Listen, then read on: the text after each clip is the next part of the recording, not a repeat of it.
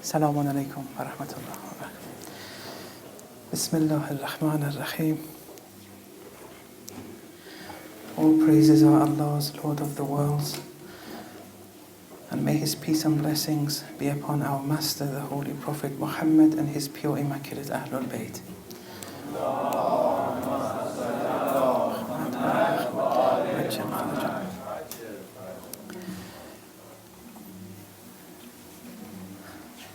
I'd first like to thank the audience for listening patiently to what I've had to say for the last 2 nights. And I know it's caused some confusion with a few sisters and brothers, but don't worry, there's no need to panic, and inshallah, gradually you'll understand these concepts. But always feel free to contact me by email or whatever. Those who have attended for the first time tonight, they may have difficulties with, following the discussion. They may not be able to follow through it as easily. But it seems that these are being recorded, so you can always go back and listen to them from the beginning.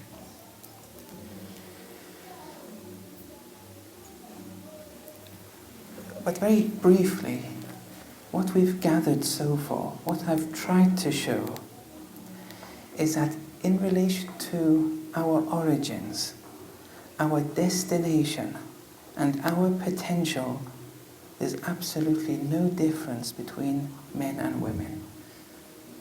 The road to perfection is open equally to all, to its maximum.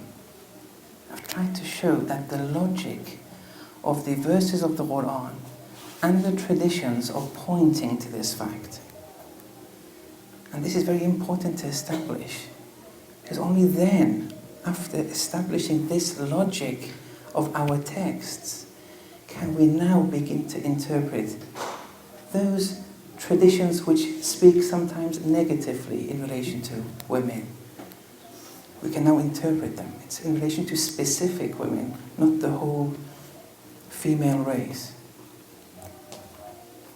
So that was just one point which I thought just to mention, that until now, this is what we've tried to say. Then, last night we ended here. It was Ibn Arabi's attempt to show that not only are they equal, but women may be superior.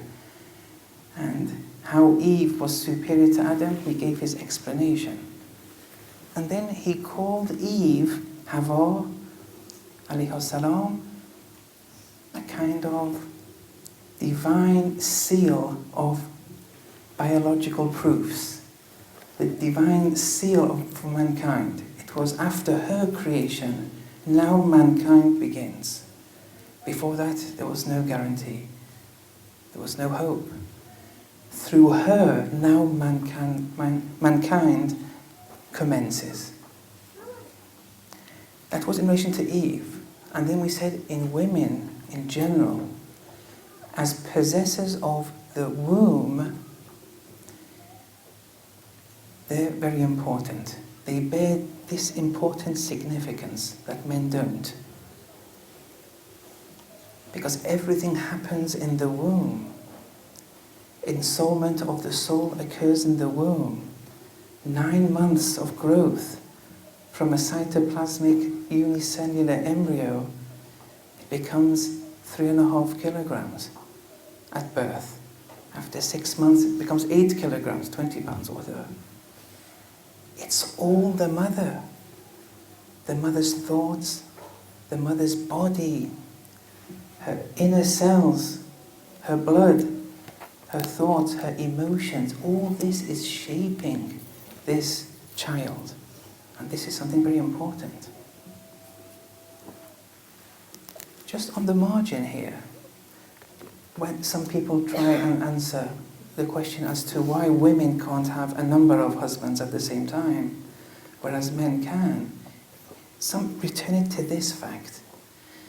Because we have in our traditions that, for example, at the time of sex, if you speak or have negative thoughts, it has a negative effect on the child.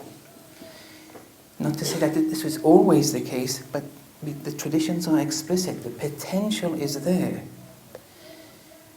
Now this woman with the child in the womb is nurturing this child. Her emotions, thoughts, body, everything is shaping that.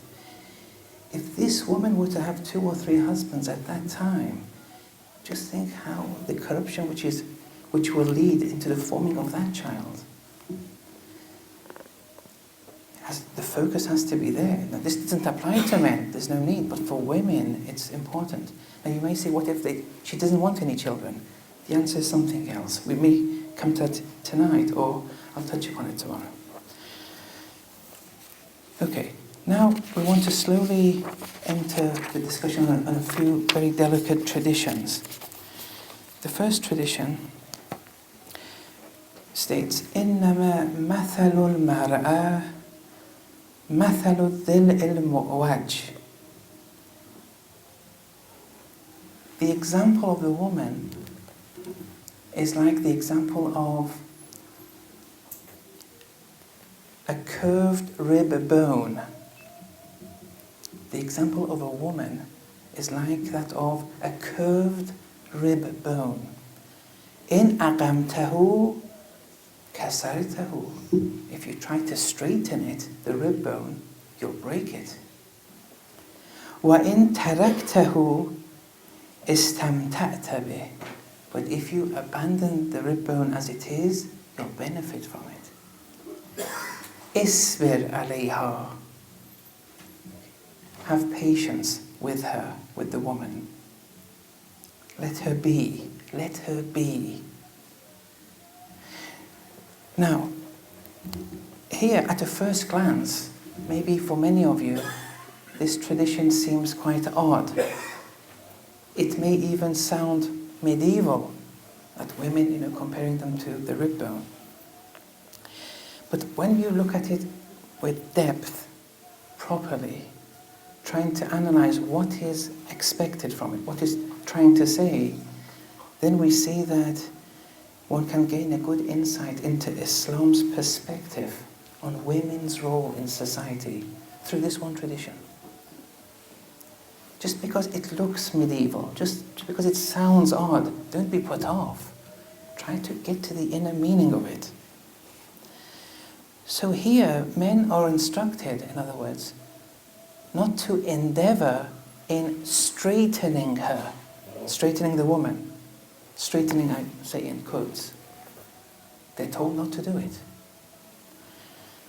Now, when we say straightening someone, it usually involves ordering them about, or telling them to do this or do that, forcing them into different actions, pressurizing them into certain codes of practice, providing them with a list of chores around the house, wanting them in some cases to work outside the house to earn money, placing burden upon them. Now, the woman may want to do all these without the husband saying, but the man is ordered, is instructed ethically not to want these things. Don't try and straighten her. Let her be. None of this is allowed. You can't tell her to do this, do that, do the chores, go on work, raise the children like this, like that. None of these are allowed. She has to remain as she is, like the rib bone. Abandon the rib bone. She has to remain as she is, for benefit and grace to emanate from her. With the rib bone, if you just leave your rib bone, you breathe normally, calmly. You want to break it, then all kinds of problems occur. So she has to remain as she is without anyone forcing her into anything. She's supposed to be totally free. See, slowly we're entering the inner meanings of this tradition. She's supposed to be free. Hardly anything is imposed upon women in Islam. We have nothing. There are some things, Allah's rules and regulations in relation to salat, hijab, fasting, hajj, and these are Allah's things. But as wives and mothers, you're very free, women. No one can impose anything upon you. Now,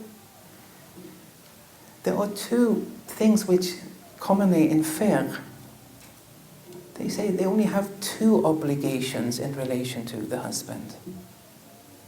But even those 2 are nothing. Those 2 can be stipulated to be avoided. And those 2 have to be explained properly. They've been explained very negatively, unfortunately. It's the same 2, but in the East they have this way of explaining it. We don't need to explain it in that way. We're not changing the Sharia, but sometimes the way of explaining things differs. What does it mean, these 2 obligations? And then these 2 obligations are, against the 1,001 obligations that the man has before the woman. You can't even compare the 2. She's supposed to be free. And if the man falls in any of those 101 obligations, then the woman can not accept those 2 in proportion to how much the man is not acting according to his. So one shouldn't make a big thing now. There's only 2 obligations. It has to be explained what they are. Since I don't want to enter a fiqhi discussion in these sessions, but I've talked about it before. I'm not sure if it's on the internet or not, but these things I've discussed. But I have another agenda with these sessions. Now, why should such freedom be assigned to half of the world's population? This has to be investigated. It's not, willy-nilly. There's a purpose behind this assignment of freedom. Now, maybe one reason for this assignment is that for the woman on her days on earth, Islam wants to provide her with extensive and ample means to choose her own destiny. Now, yes, that also exists for men. This capacity is there, and men also want to find their destiny. But it seems that for women, this is very unreserved. This provision of freedom is very unreservedly given by the legislator. You can't compare it with that freedom which is given to men. It's as if, the men are the sponsors for women to find that destiny of theirs. Because the man is, from morning to night, he has a responsibility to provide for the family, for his wife. He has to work, he has to earn. The catering, a number of things in relation to maintenance, everything is upon the hands of the man. True, the woman can choose to do it. If the man and wife come to an agreement that, yes, I'll do it, you can send home, that's okay. But the primary responsibility is for the man. All these things the man has to do. The woman has been freed from such shackles, so to speak. She has the choice. She's very free to opt for that choice, to choose her own destiny. Now she can spend it as working as a doctor, as an engineer, nurse, lawyer, teacher, housewife. The world of opportunity is before her. She's totally free with that choice. Now they constitute half of society, women. We don't need to limit women's potential to the house alone. They can choose to exert their influence outside the house and permeate through society in different domains. It need not be limited to the house. Being limited to the house is very noble, it's very good, but we need not confine them. She's much freer than that. She can choose otherwise. Now, what should she choose though? How should she choose? Are there any signs to help her? Yes. Her bodily constitution. There's something in her bodily constitution that gives an indicator as how she can best employ her talents, abilities, and skills. The woman, by nature, in essence, is a nurturer. Like that last night's section, like Eve, Hawa, and other women, through the womb. essence, by essence, she's a nurturer. And after all, she has been granted the womb, not the man. But this is only one aspect. This womb, this physical external womb of hers, is only one aspect, one dimension to this nurturing capacity of hers. This external manifestation, the womb, indicates her ultimate essence as a nurturer. Now, it'll be premature if you limit it and confine this inner reality of hers as the ultimate, her, by essence being a nurturer. It'll be premature to limit it only to bringing up babies. However noble that is, that's just one manifestation. And maybe it's the most important manifestation. I'll come to that in a minute. But there's no need to confine it, this nurturing capacity, to nurturing babies. This nurturing inner layer can manifest itself and permeate through society. And by that I mean we need nurturing teachers. We need nurturing doctors, as well as nurturing mothers. The important thing is she has to nurture. Wherever she goes, from the house to society, this is her role. And by being granted this freedom, she has to now work. Everything is open. She's free. Now she has to work on this nurturing capacity to benefit society.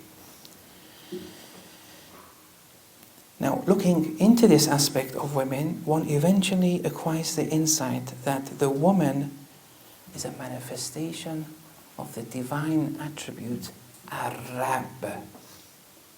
Rab. She's a much stronger manifestation of Rab than men are. And this becomes, we're getting closer now to some important realities here. We have the potential to be manifestations of Allah's attributes. But with each attribute within, it sometimes differs. Here it seems that the woman can express and manifest Allah's rububiyyah in a much stronger way than men can. She's a nurturer. It's part of her inner assigned makeup. So since this capacity, this nurturing capacity, is both extremely essential to the advancement of society, and it's realized more in women, not to say it's absent in men, but it's realized more in women, Islam has given this freedom to her, providing her with this opportunity to express herself as a nurturer in the best possible way without any impediments. Leave her. Leave her to be, let her choose how to express this nurturing capacity. If she wants, she can only nurture in the house. If she wants, she can nurture at school. If she wants, she can nurture in the clinic, in the court, in the workplace. We don't have to limit them to the house. In Iran now, gynecologists, for example, they can only be female. They don't allow men to study gynecology. They appreciate that. This is something which women can nurture in a much better fashion. There's no need for a man. When we have all these women university students, they're now more than men. What's the need for men to enter this realm? Yes, those who qualified as gynecologists outside Iran, if they meet certain requirements, then they're allowed to come and practice. But whatever field you choose, you have to nurture in that field. Now, it's this concept of freedom, this freedom I've just spoken about, and this nurturing. Now many things in fiqh become apparent. Understanding this properly, one may understand many of the underlying rationale in fiqh, behind the rulings which may seem anti-woman, the way some people express these rulings. But when you understand it based on this rationale, you say, oh, no, right, okay, we accept that, yes. You have to be very patient. We're undergoing a very interesting times. Islam was always in the East. Now it's growing in the West. The way it's presented can differ. If we just translate how Islam is presented by the Eastern scholars in the West, yes, it will look odd at times. We're not changing anything, but we can easily change the presentation. Many things were, presupposed in the East. It didn't even need explanation. They took things for granted and they kept on giving these rulings without explaining them. But things are different now.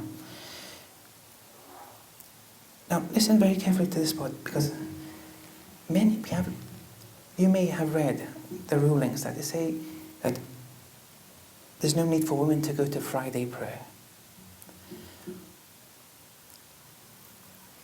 Rulings in relation to women, in relation to giving testimony in court.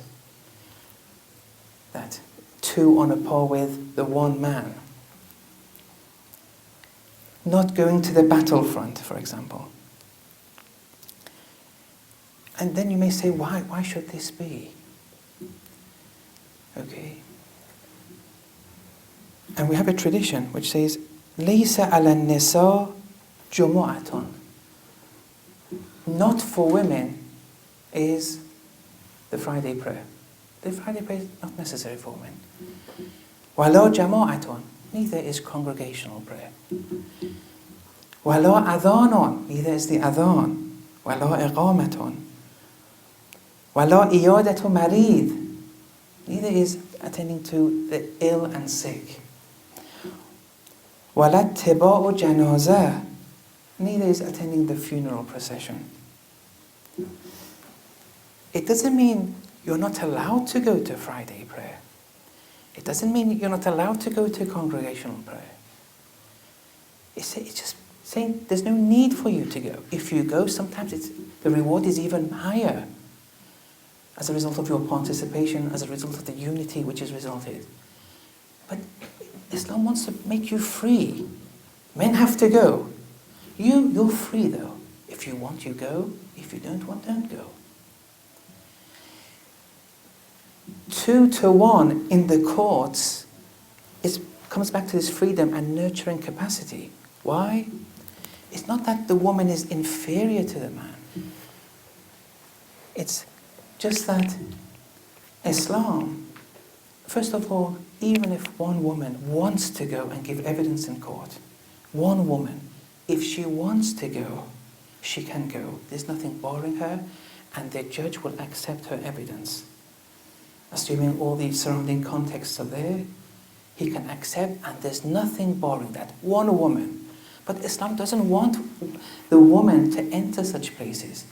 It sees it as a threat to her nurturing capacity, suddenly taking her to the criminal courts, for example. Giving evidence is wajib when you have things. For men, if you know something, it's wajib to give evidence. Although it's wajib, Allah says for the woman, if it's one, no. There has to be 2. You may say that, but what? You'll be holding on evidence though. Allah says the nurturing capacity shouldn't be compromised. That nurturing capacity in society, in the long run, is much more important than the odd case. With that nurturing capacity, you bring her to see different things. It goes against her nurturing capacity. But if she wants, she can. One woman, and the judge will accept it, if substantiated. See, these things have to be explained. Everyone keeps on referring to the inferiority in status. You have to forget these arguments, especially with the first 2 discussions. That's been established now. There's nothing inferior about women. There's a purpose behind these limitations. If she wants to go to war, yes, she can go to war. But this is against that nurturing capacity. Allah says there's no need for you to go to war. in the Iran-Iraq war, women went to war, they were active. But Allah wants to put them free. Let them be free. To go to war goes against that nurturing capacity. It's difficult for them. Divorce. Everyone again here divorce. They say only the man can divorce. Why can't the women divorce? It goes back to the same thing. First of all, women can divorce. They can acquire that right by different means. From the very beginning or even during the marriage. But the thing is, divorcing goes against women's nurturing capacity. So it gives it to the man because we have traditions that divorcing shivers the divine throne. And by the divine throne, it means the heart. You divorce, your spirituality goes down. Okay, there may be odd cases. Divorce is rarely legitimate. It's a very last resort. You divorce. The divorcer, it's the beginning of his spiritual downfall. There's no doubt about that. And because of her nurturing capacity, Allah doesn't give that to the woman. But if the woman wants to acquire the right to divorce, if you want, you can. But to shake the divine throne, it goes against that nurturing capacity of the woman. Otherwise, there's nothing against that. All the prophets were men. Allah could have easily chosen a woman to be a prophet. But no, prophethood entails wars, fighting against oppression. It goes against that nurturing capacity to be involved in different scenarios. Otherwise, there's nothing essentially problematic. That's another example of Allah just giving that freedom to women. You don't need to enter those fields. Not that you're inferior because all the prophets were men. It's nothing to do with that. It's a socio-political post, if you like, prophethood. Nothing to do because it's not that because they were spiritual, therefore they were prophets. That's one element. Women can also acquire that spirituality just as much as men. Lady Fatima, alayhi salam, was higher than all prophets. Nothing to do with spirituality. These have to be deliberated upon, thought about. You shouldn't hurry into making these conclusions. The status of women in Islam is incredible.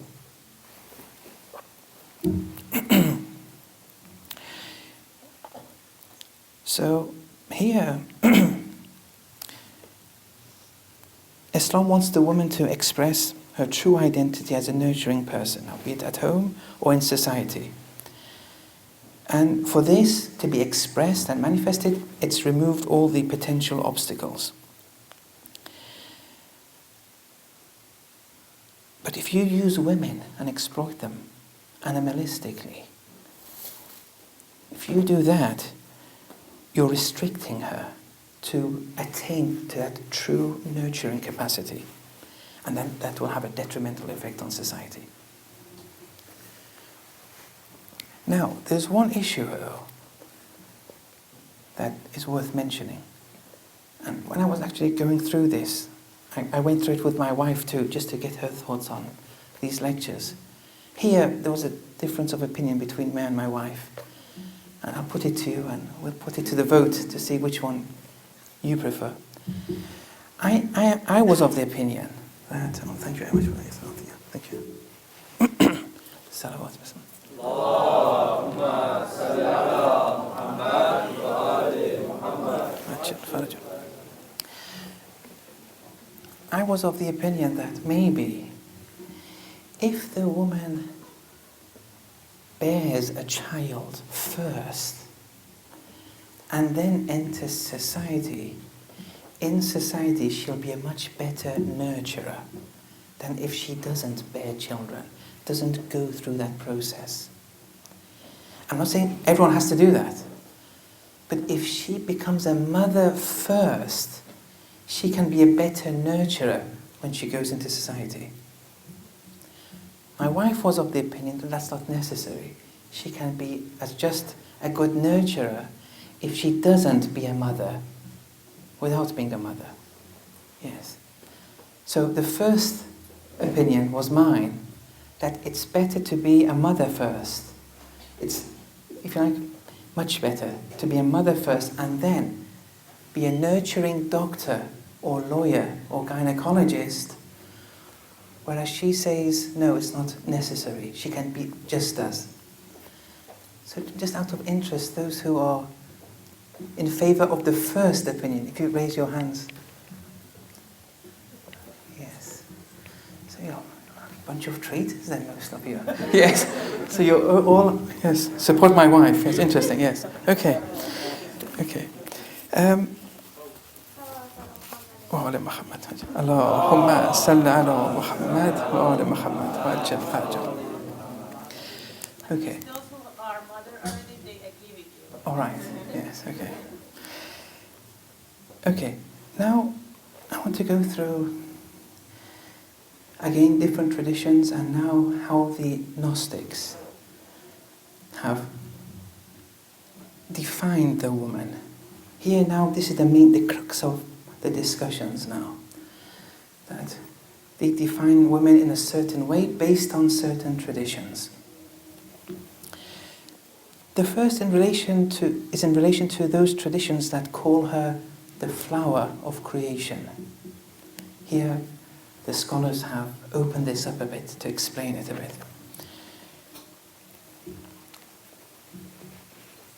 There are two traditions, and they're both from Amir al-Mu'mineen alayhi salam, that reflect one dimension of the woman's existential secrets within the order of the universe. One is إِنَّ الْمَرْأَةَ رَيْحَانَةٌ وَلَيْسَتْ بِقَهْرَمَانَةٍ. That the woman is a delicate flower, a pleasant flower, not a qahramana. Now, I'm not sure how to translate that. But qahraman is someone who exerts a lot of, force and strength, like a laborer, for example. Okay, the woman is a delicate flower, not a laborer or a champion, something like that.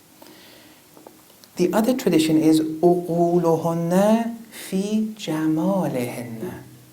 Amir al-Mu'mineen alayhi salam says that their intellect is concealed within their beauty.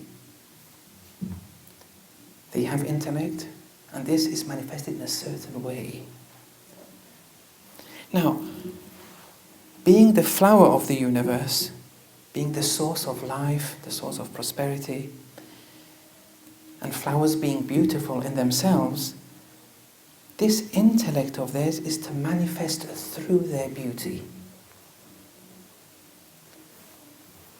Now, beauty has two dimensions to it, and there are traditions on this. One tradition in relation to beauty says, Al-Jamalu Zahir, external beauty, Husnu Sura. It manifests itself phenotypically. It's the external side. Wal Jamalul Batin, whilst the inner beauty, Husnu Sarira. It manifests itself through the traits, the inner traits.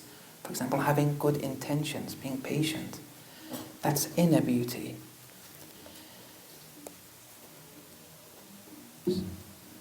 The intellect of women is manifested through their beauty, both types, but especially the inner beauty. This is a very important role here. For men, it's slightly different. I'll come to that in a minute. So that's on the one hand. On the other hand, the Urafa say that first of all, the whole cosmos and the people in it are a manifestation of Allah's beauty. The whole cosmos is a manifestation of Allah's attributes, especially one of them being Allah's beauty. People too are a manifestation of Allah's beauty. This manifesting of Allah's beauty is manifested in people more than is manifested in the cosmos. The person is much more beautiful divinely than the world is beautiful. They're both manifestations of Allah's beauty, but one is more people. And then amongst people, the woman is a stronger manifestation of Allah's beauty than the man. Especially in relation to that inner beauty. Outer too. The woman, she is able to manifest her inner beauty outwards. At the same time, she has the capacity to preserve that outer beauty by means of that inner purification. Both are there. She has both. But the motor is that inner beauty. Now, Amir al-Mu'mineen has a tradition which is incredible. The instructions which some scholars have taken from this, the advice that they have extrapolated from this is very interesting. عقول النساء في جمالهن. The intellect of women manifests in their beauty. وجمال الرجال وجمال الرجال في عقولهم. And the beauty of men, whilst the beauty, man's beauty of men, manifests in their intellect. The intellect of women manifests in her beauty. The beauty of men manifests in their intellect. And what does this mean? There's a very important spiritual instruction implied by this holy tradition, in addition to the explicit meaning that it has. Maybe, according to some scholars, that here the woman is instructed to manifest her intellectual capacity in the domain of her emotions, speech, behavior, manner of communication, and so on and so forth. If you just pay attention here, in these domains, she manifests her intellect. Communication needs beauty, speech needs beauty, behavior needs beauty. Her intellect is manifested in these domains. Whilst the man is instructed, ethically, to manifest his arts or skills and so on and so forth through his intellect, though. They're both in possession of aql. I get disappointed when people for themselves read traditions that, women are intellectually deficient and they think that's it now. Islam says the woman has no intellect or they're deficient, and they think that's it and they're not ready to investigate more. Don't jump into these kind of conclusions. Although I touched upon this in the first session. They're both equal, intellectually, spiritually, everything.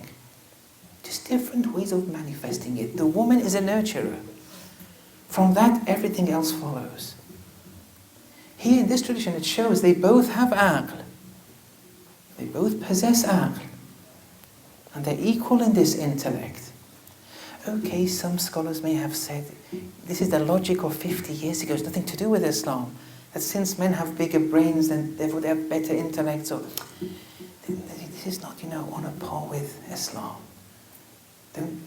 Okay, maybe 50 years ago, science was more primitive than it is today. They didn't know a few things. But to, suddenly say these kind of things, it's not necessary. So neither is superior to the other intellectually, okay? But Islam prescribes, and it's not wajib, by the way. This is just a prescription that Islam is putting forward as a suggestion. It never says it's wajib.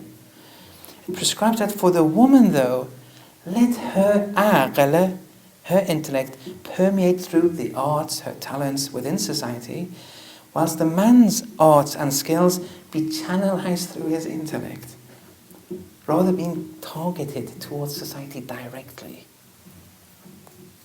There's a very delicate meaning in that. So this is an ethical formula, if you like, that Islam is giving to two classes of intellectual beings, suggesting to one of them to use the intellect as a means of educating, as a means of nurturing society in the best possible way, and to the other to confine their nurturing skills in the domain of the intellect. Otherwise they both have aql. There's no doubt about that. Now Imam Khomeini in this regard has said The woman is a grand human being, society's nurturer. Humans are discovered from the laps of women. Humans are discovered from the laps of women. And then they keep complaining, those who just, no prophet was a woman. Why is that? Well, we've explained that. But I mean, all prophets were brought up in the laps of women. Now, Allah doesn't want certain obligations of prophets, like going to war, for this nurturer to be involved in. So he chose men to be. There's nothing to say that they're inferior to men just because all prophets are men. The woman is a grand human being, society's nurturer. Humans are discovered from the laps of women. After all, she is the educator of humankind. The prosperity and wretchedness of a given society depends on the existence and status of women. By correctly educating herself, she educates humans. And by correctly educating herself, she frees nations. The source of all prosperities emanates and springs from her lap. The woman must be the source of all prosperities. But now we should get a better picture of this now, after the introduction I've given. So that's why she is deemed the flower of creation in the tradition. She gives beauty, she gives life to earth, she frees nations. Via her aql, via her intellect, she does these things. All these things was via her aql. When the woman rocks the cradle, she's rocking the cradle of humanity ultimately. This is an important role that she has.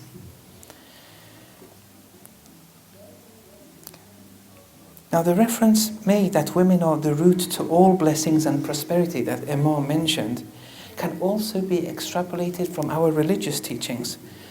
Once an Arab was grieving over the fact that his wife had given birth to a female newborn, and then Imam Sadiq alayhi salam, on seeing such a scene, said, وَمَا عَلَيْكَ مِنْهَا رَيْحَانَةٌ تَشُمُّهَا. She bears no harm towards you. She's a flower. You must smell her. And what this smell means, we'll come to inshallah. But it's one's ticket to heaven. In this world, one's ticket to heaven in this world. This girl that the Imam said, go and smell. Because this smelling is primarily reflecting one's remembrance of Allah. Through women, your remembrance of Allah is enhanced. This is one of those ultimate points in Irfan in relation to women, which we're going to come to most probably tomorrow.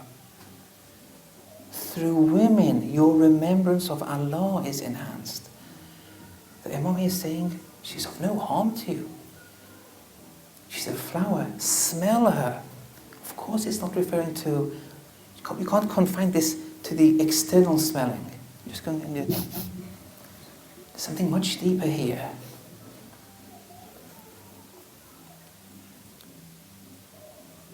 It's reflecting one's remembrance of Allah subhanahu wa ta'ala, whose beauty is manifested in this female creature. So the girl, it's as if the girl is one's ticket to Allah. And we have traditions that with three girls, heaven is guaranteed. These have meanings. This has to be discussed. I mean, yes. In another tradition, Imam Sadiq alayhi salam says, "Wal banatu hasanat." Your girls are good deeds. Wal banun, your sons, ni'matun, are blessings. Girls are good deeds. Boys are blessings. He says, wal hasanat, in relation to good deeds, yuthabu alayha, you'll be rewarded by means of them.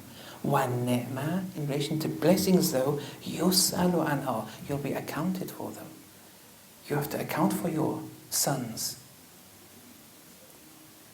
But having a girl itself, you'll be rewarded. With boys, it's not as straightforward. This again is reflecting that remembrance of Allah through the girl. Now, why Allah should be recalled more and more through the woman in general, we'll come to that.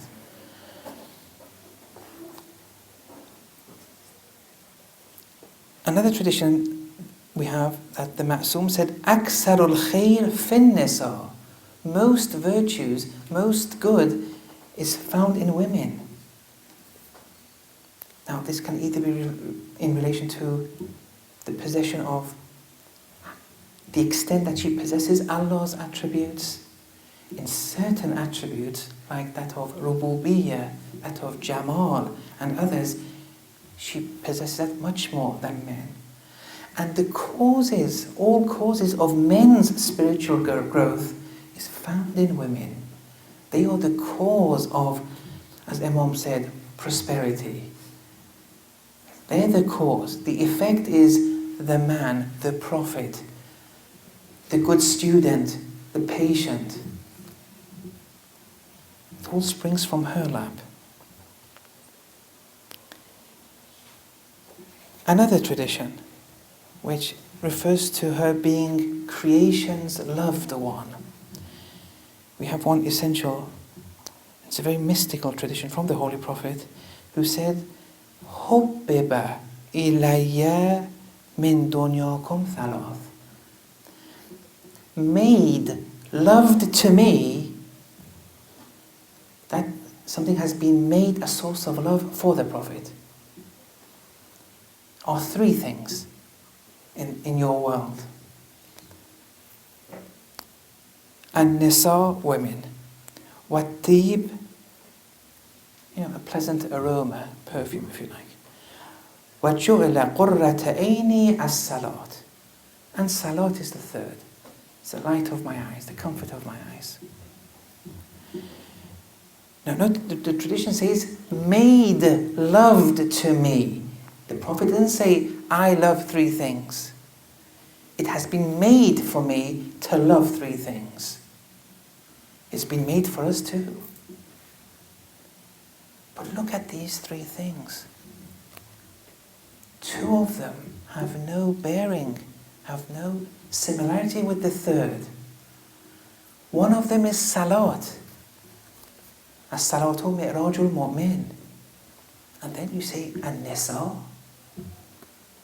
Then you say perfume. You're using women on a horizontal to using salat. It's been made a source of love. One is salat. And then women, you can't compare the two. That's because you commentate this tradition very animalistically. The woman here is that celestial woman, that nurturer, that manifest of Allah's beauty, through which you can remember Allah more and more. Otherwise, if it's only the animalistic, dimension, you're not made to love that. That's an instinct, that's a biological impulse. Nothing to do with salat. It's in a very low league.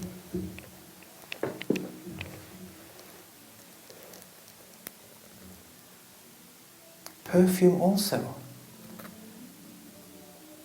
Many of the Holy Prophet's ascensions, when he would come back, he would smell women, smell plants to recall those ascensions.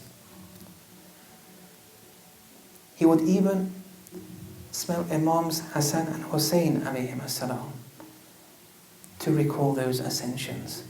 Although with them, they themselves were heavenly too.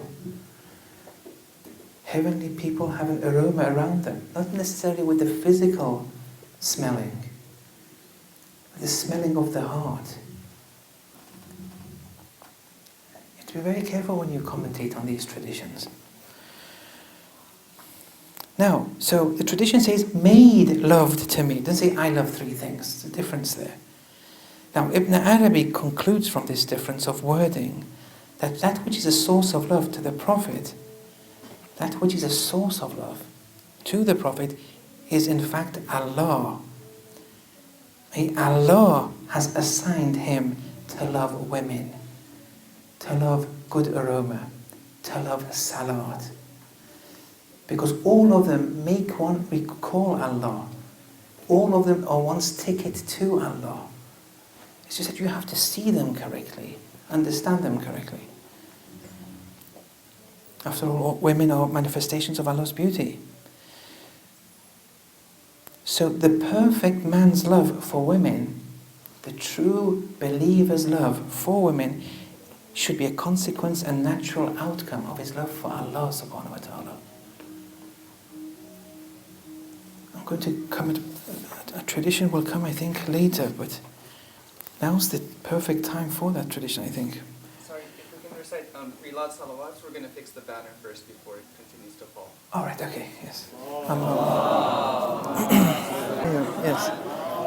Because when you do it once, some people may get tired of, and that's not very good to tire them with du'as or salawat. Yes.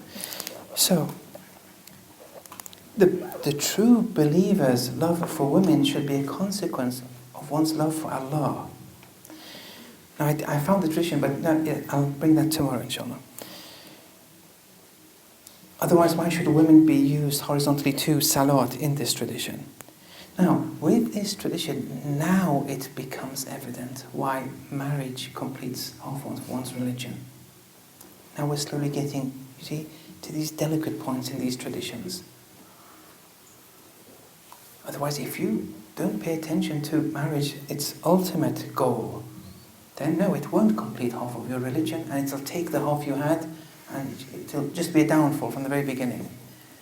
Just merely marrying, it doesn't mean. When the traditions say a married person, 2 units of a married person is, let's say, 70 times more rewarding than that, that's if you understand women in this light. If you see, with the marriage, now you have the woman day by day along you, it makes you recall Allah's attributes more. It's one's ticket to Allah. But if you don't see women in this light, no, it won't complete your faith. Because those attributes that the woman has, you don't have alone. The man is alone, can't reach Allah as good as if he finds Allah through the attributes of the woman, who is a manifestation of Allah's beauty, nurturing, and so on and so forth. In marriage, in a purely canonical setting, in marriage, the means is to get closer to Allah subhanahu wa ta'ala through one's wife. This is the goal in marriage, in permanent marriages. Through your wife, day by day, you should get closer and closer to Allah. But if it's an animalistic marriage that you want and you confine yourself to, there's no doubt you won't get closer and closer to Allah. Marriage is mustahab. Something very important.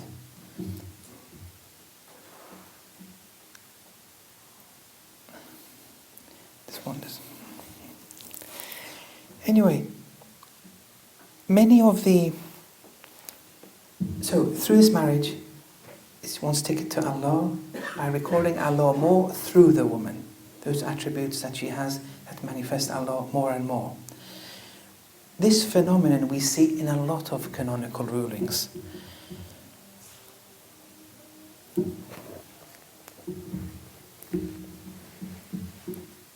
Yes. Remember the first tradition I started off with, where we compared her to the rib bone, and then the tradition said, let her be.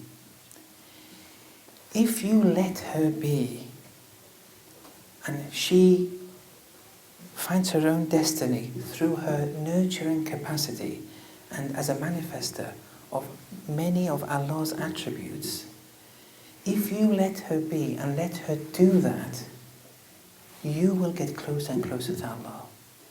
But if you break her by giving her so many chores, so many duties that is not even wajib upon her, you're limiting her access and her potential. to become those manifestations. And as a result, you're limiting yourself to reach Allah.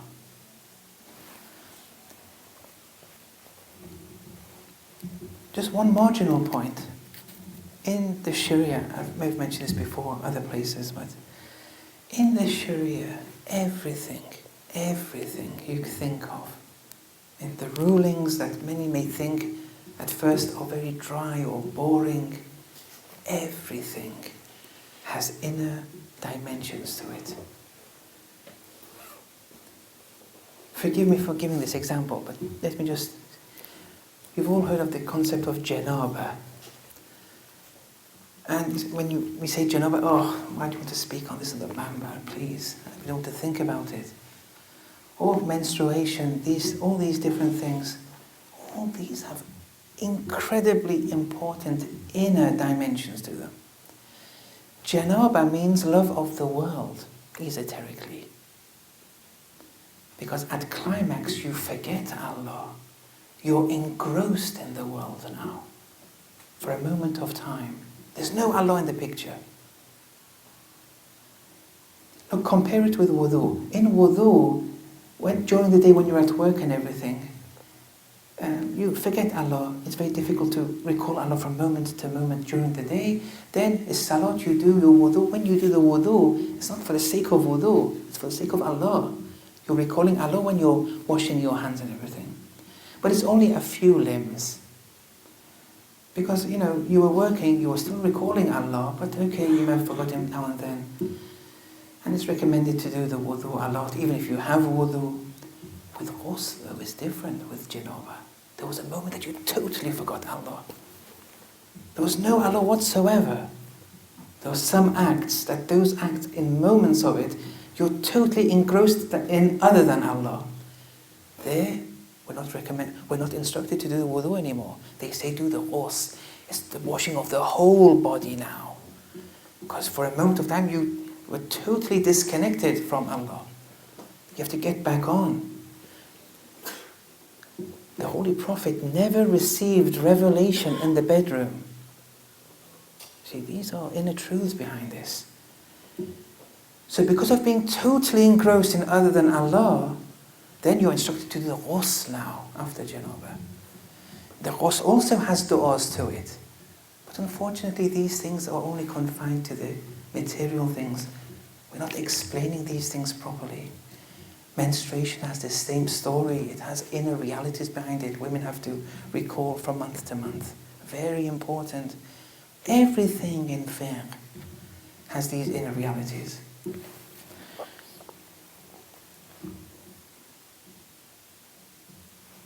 Okay, with your permission, I think I'll stop here because we've reached a certain point, and I'll continue inshallah tomorrow. Wa sallallahu ala Muhammad wa ala ta'ala.